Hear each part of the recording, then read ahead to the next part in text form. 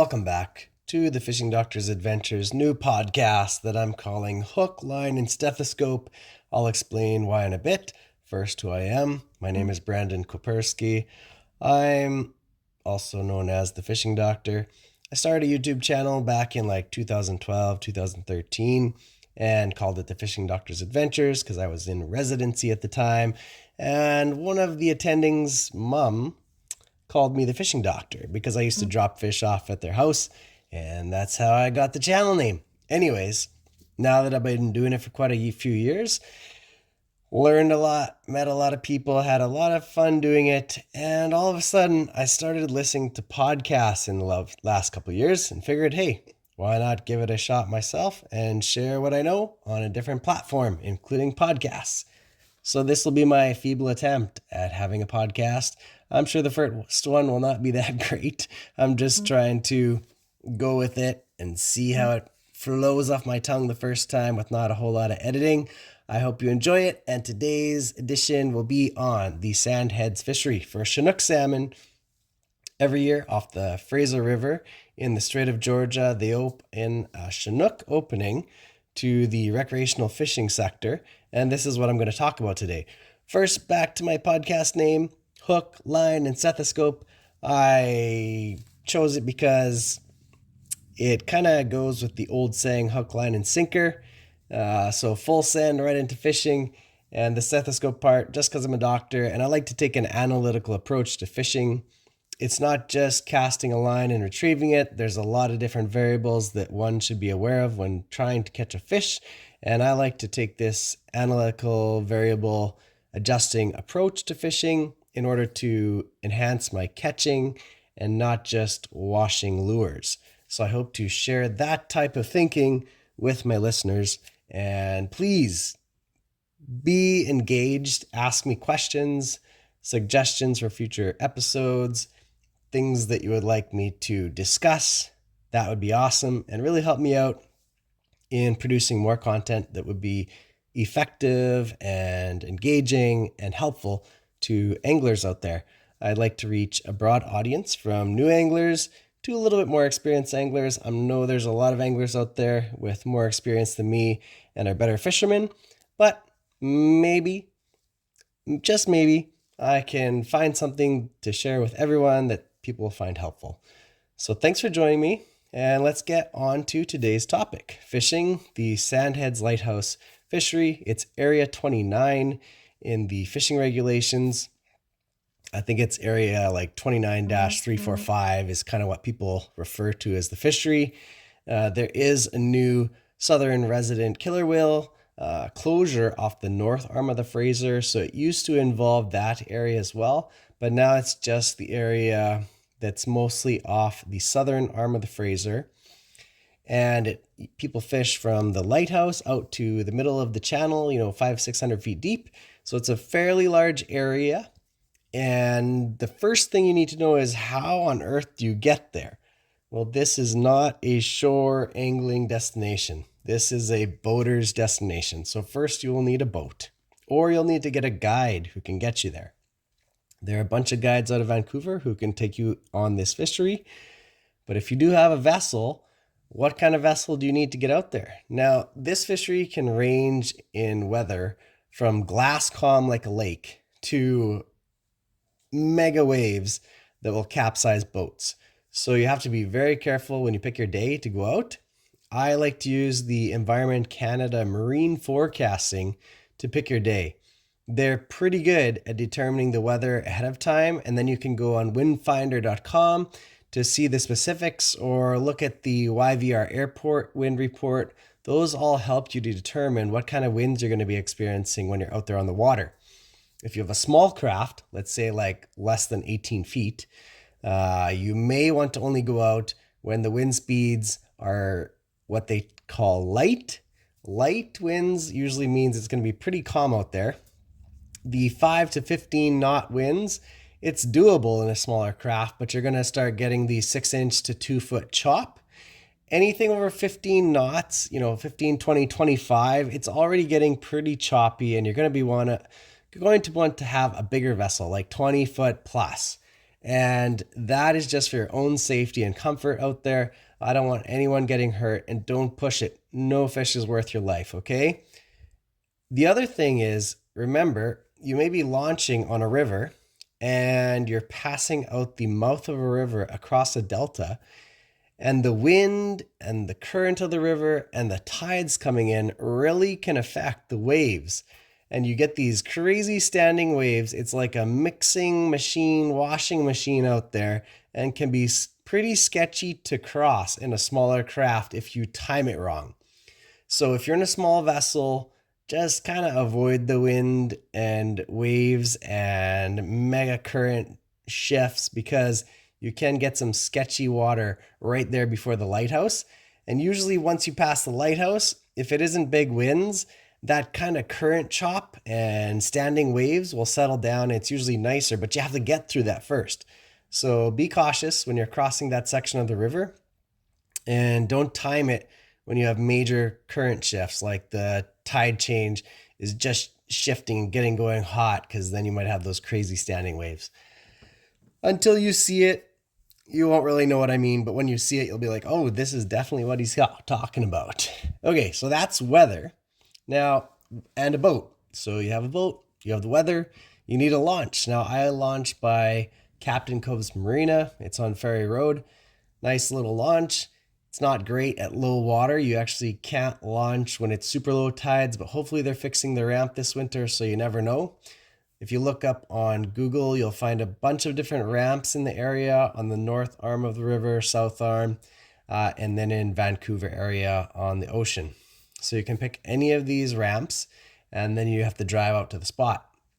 From where I launch, it's about 5 miles downstream on the river, and then another 5 miles out to the lighthouse. It takes like 30 to 40 minutes depending on weather and how fast you can go. The main thing is, sometimes there's shipping traffic on the south arm of the Fraser, so be careful, because there are big tugboats and barges and ferries. Remember, they have the right of way, and they do send some large roller waves as well, so take it easy when you're crossing those waves or going through their wake. And the next thing to remember on the river is, if there's a fishery open, there can be fishing nets stretched across the river. So don't go racing down the river when there's this fishery opening on the river. Because my first time out, I didn't know about this, and I was just ripping out on my little boat, and the sun was in my eyes. I didn't see this guy had floats across the river, and I was just flying down the middle of the river, and I saw it when I was maybe 20 feet away. I just pulled my engine right back and actually shut it off, started lifting up my leg, and I slid right over the net. Of course, the fisherman was quite upset. I didn't even catch the net or do any damage, but obviously he was upset. I had no idea this would happen. He didn't see how that was possible, but it was my first time out on the river, and I grew up on the prairies. How was I supposed to know? So be careful, because that can happen. And they do keep their nets out pretty late in the evening, so it's hard to see coming back as well. So be aware of nets on the river. And then wood. There can be huge trees out there on the river, all the way down to little pieces of wood, up to big trees. Some of them are barely showing, so be cautious. If there's a little bit of chop on the water, it makes them pretty hard to see, and you can hit wood and hurt your boat, hurt your leg, hurt your sonar. So just be cautious, because when you go out, there is that risk every time you traverse that river that you could hit a piece of wood. And as you're going down the river, you'll see some seals and sea lions and fish jumping. It's quite entertaining, and see the people on shore. So enjoy the ride. It's not terribly long, but it does take a bit of time to get out there. Once you're out there, you'll see usually a whole bunch of boats fishing, especially right the first few days. There's usually 200 to 300 boats spread around out there. You do not have to fish right in the middle of Congestion. If you're new to this fishery, go on the outside of the Congestion and get used to the trolling in tight proximity before you just start right on in the mess, because people are going every which way, and it can be quite confusing, especially if you're alone. It's hard to manage rods and manage the boat with all these other boats around. So just take it easy. In order to catch fish, you don't have to be right there on the tight group. You can be on the periphery where it's a little less crowded, and you'll still catch fish. Trust me, wait to do that until you really have figured out what is going on out there. Okay, next thing to avoid is the crab traps. If you see orange boys or white boys floating out there in the fishing area, avoid them like the plague. Don't even get near them because your downrigger lines can get caught on them and cause you all kinds of havoc and losing gear. Just avoid them. Don't even go near them. And you'll be much happier at the end of the day if you do that. Trust me, I got hooked on one time while reeling in a fish and not paying attention. It is a pain. Luckily, I only lost one hook, but had to wiggle around to get my gear off the line. So trust me, it is a pain. What kind of gear do you need on your boat? This is a salmon trolling fishery, so you'll need downriggers. Now, a downrigger is an apparatus which takes a heavy lead weight down to a desired depth, and you can attach your line to that downrigger line with a clip that can release your line when a fish bites, and you can put your hook basically at any depth you want. So it's controlled depth angling, and you will need this for the salmon fishery out there because most fish are caught from 30 to 70 feet down, sometimes deeper. On my smaller boat, I use the hand crank Scotty downriggers with 10-pound weights, and that works just fine. If you're using electric downriggers, then you might want to upgrade your weight size to 15 to 18-pound weights. That will get your lines down and your lines will stay down better because the currents are quite strong out there with the Fraser River dumping tons of water into the channel, and then you have flood tides and ebb tides. The currents can get crazy out there. Trust me, you'll see what I mean when you get out there. You make a turn and your lines are like jutting out under your boat, and then you make a turn and they're basically going out in front of you. There's so much current, you have to crank up your speed to stay ahead of them. It can be an interesting place to troll. But if you have heavier leads, it'll keep the lines down a little bit better so that you have more control of them when you're making turns and going against and with the current, okay? Now, clips, I just use the Scotty clips with the chartreuse tips. They work great, really hold your line well, release well. That is a great starting point. There are other ones on the market that I'm sure work as well, but Scotty clips work great. Next, you'll use a flasher, and a flasher is what attracts the fish. I use the Gibbs Delta or Lure Jensen flashers, something that's like shiny, flashy, and usually chartreuse. Chartreuse seems to be the hot color out there. Gibbs Delta makes a variety like lemon line, T10, no bananas. All of these flashers work really well. All other colors can be used, but the UVs, moon jelly, glow tape, those all work as well. Pick a flasher, and then you'll need a lure. The number one utilized presentation out there is like herring or anchovies. If you're rolling anchovies or rolling herring, you are most likely going to be catching fish. These fish love to eat bait out there, and if you know how to roll bait, then it is highly effective. Now, you want a nice tight roll. You don't want this huge winding roll. Keep it tight out there. Works really well in this fishery. If you don't know how to roll bait or you're not confident with rolling bait and you want to use lures, that's also an option. Sometimes lures outfish bait out there just because it's more consistent, especially in a year where there's pinks or sockeye salmon out there where they could be messing with your bait. Then sometimes just trolling a hoochie or spoon is a lot more dependable because every time a pink bites your anchovy and you didn't see the little jerk on the rod, your anchovy could be fouled up down there not catching fish. Whereas a hoochie or spoon is going to be fishing more effectively more of the time, even if it gets nipped once or twice. So if you're going to use a hoochie, the most typically used hoochie out there is a white hoochie or a glow hoochie. Both of these work well together. Sometimes they even stack two hoochies, like a white hoochie with glow hoochie inside. Next would be spoons. And for spoons, you can use a variety of white and green spoons with like a metallic finish or a glow finish on the back. The chrome and green works well. All of these have been used quite effectively. The 4-inch spoons are typically what work the best. You can go anywhere from a smaller spoon like a skinny G up to the regular like G4 spoons.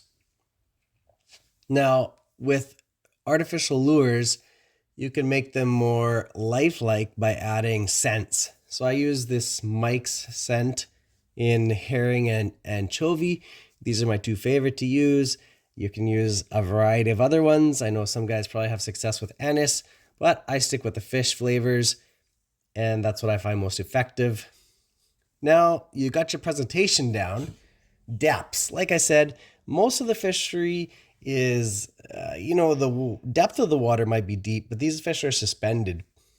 You can fish all the way from the edge of the delta where it drops off, all the way down to 500 to 600 feet deep. But most of the fish in all of that zone will be in the top like 30 to 70 feet deep. So most guys just stick one downrigger at 50 feet and one at 70 feet. And a variation of those depths, around there, like 55 and 65. They'll pick two depths, anywhere in that 50 to 70 range, and you're usually catching fish. If you're not catching fish up shallower, like the 40 to 60 foot range, then go like 70 to 90, and then some guys, when nothing is working, they'll go below 100, like 100 to 150 foot depth and still catch fish out there. So these fish cover a vast range of suspended water as they get used to the fresh water. The Fraser River dumps tons of water out into the Strait of Georgia, and that fresh water is actually lighter than salt water. So it initially floats on top of the salt water before it really mixes up. And these salmon are out there getting used to the freshwater environment. So what they do is they nose up into that fresher water and they're getting used to it. So that's why they're existing in that top of the water column. They keep going up and tasting the fresh water and getting used to the whole change in environment. And that's where they spend most of their time. But when they're just chilling out there, they're probably down deeper as well. I don't know. I'm not a fish. But trust me, up shallow is where you want to be. So next, now that you know where the fish are, you've got your gear, you got everything down, get it all down in the water, and you got to start picking a trolling direction. Now you'll see people going every which way. But pay attention to those people that are catching, because usually they got something dialed in.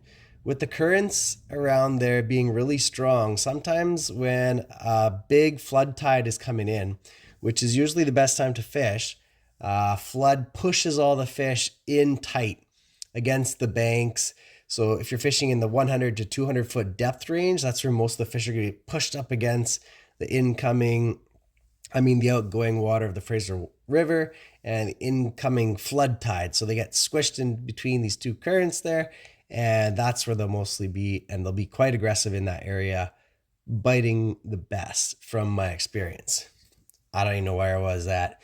Anyways, these Chinook salmon, after you find them, you're trolling. Oh yeah, the direction, that's where we were. So the direction of travel really changes the speed of the presentation, because if you're going against the current, your presentation will be rotating really fast and usually the fish won't be biting. So when you're going with the current, you can control the speed a lot more. You may actually have to increase the actual GPS speed of your boat, but your lure speed will be much slower and more at a pace that the salmon will be interested in eating it, okay?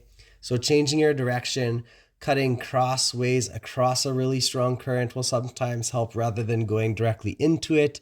So you just have to adjust things, pay attention to what direction you're going when you actually hook fish, and then try to repeat that going through that same direction. Of course, you always have to go against the grain at some time to get back into position, but realize that that's probably what's happening, and don't spend most of your time going in the wrong direction. Try different things, going at different angles to increase your chance of getting a bite during those heavy current changes, okay? Yeah, like I was saying, so another important part is to know when the fishing is best.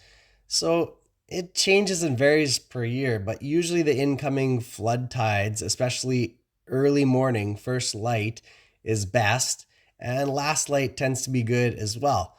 But if you're going to choose a tide to fish, it's the incoming flood tide, which is good. Also, at times, in some years, I find the high slack period is really good. So like the hour before high tide and until the hour after high tide. So that period of time can be really good as well. The falling tide is not as great, out there, the ebb tide when all the water is going out. The fish seem to be more spread out everywhere and not engaging in feeding activity as much as during the flood tide. I don't know why it is. Maybe some guys have it figured out, but the bite just seems to die sometimes. So target a flood tide. If there's a good flood tide, that's the time of day you should fish out there. Now, the regulations usually are September 1st.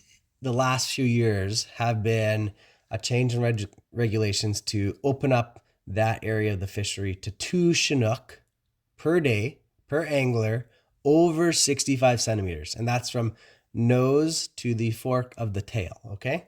So in this fishery, you can't actually keep the smaller Chinook. They have to be adult-sized Chinook, greater than 65 centimeters, and you're allowed 2 of them per day. As of September 1st, usually there's still quite a few of these Southern Thompson red Chinook around, so you can get fortunate usually in the first week of September to catch some of those, and then most of them head up the river. This year it's been a little bit later of a run, and we've still been catching them up until this last couple days where we're getting red South Thompson Chinook, which is pretty nice because most of the fish usually, most years, are the white Chinook, which originate from the Harrison strain and are now stocked in the Fraser River system through the hatchery program and have been enhanced to feed the southern resident killer whale population by increasing the number of Chinook salmon released from the hatchery. I believe it's either 2 or 4 million now, and that has really bumped up the numbers of Chinook salmon coming back to the Fraser River in the last few years to help feed those southern resident killer whales, but a lot of them make it through the whales and end up back at the hatchery in the Fraser River. So you have opportunity to catch them off the mouth of the Fraser River and in the Fraser River. So you can also see southern resident killer whales out there, as we often do. They come by the boats. Try not to interfere with them because they don't always stay in their section of the water. There is a section off the north arm which is closed to fishing, and it's protected for the southern resident killer whales. So stay out of that zone. Make sure you check the regulations and avoid that area. All the area to the south, out front to the southern arm, is open to fishing.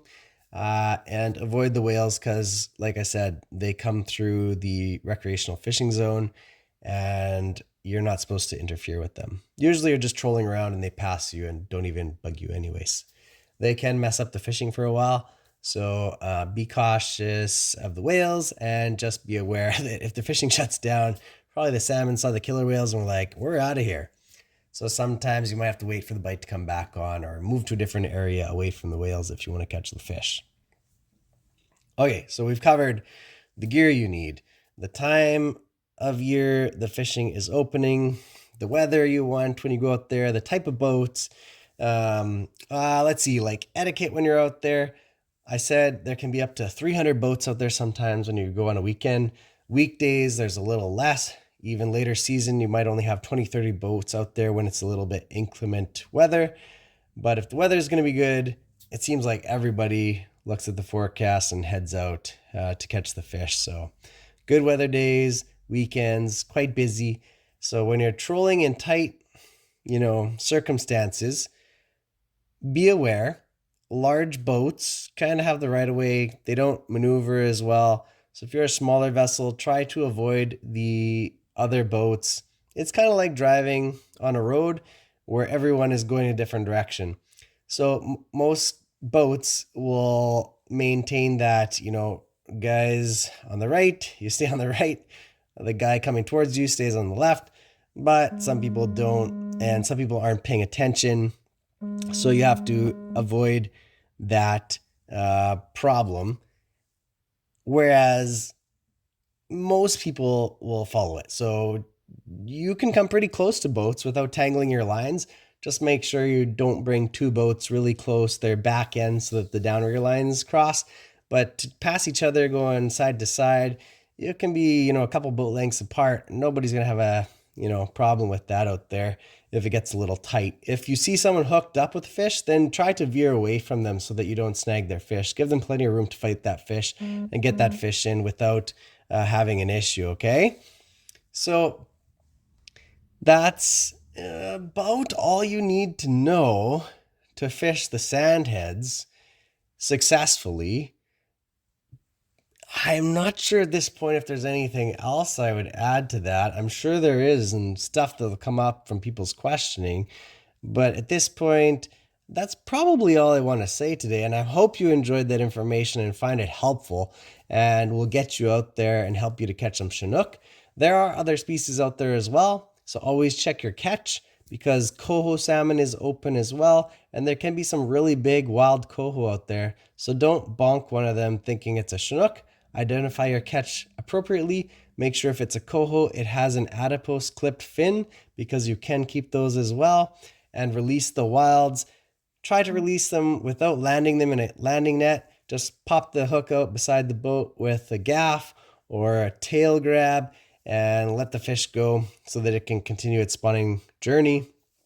If it's a Chinook salmon, you want to keep it, by all means, put it in a landing net, get it in the boat, bonk it, kill it, bleed it, do whatever you have to, and get it on ice as soon as possible.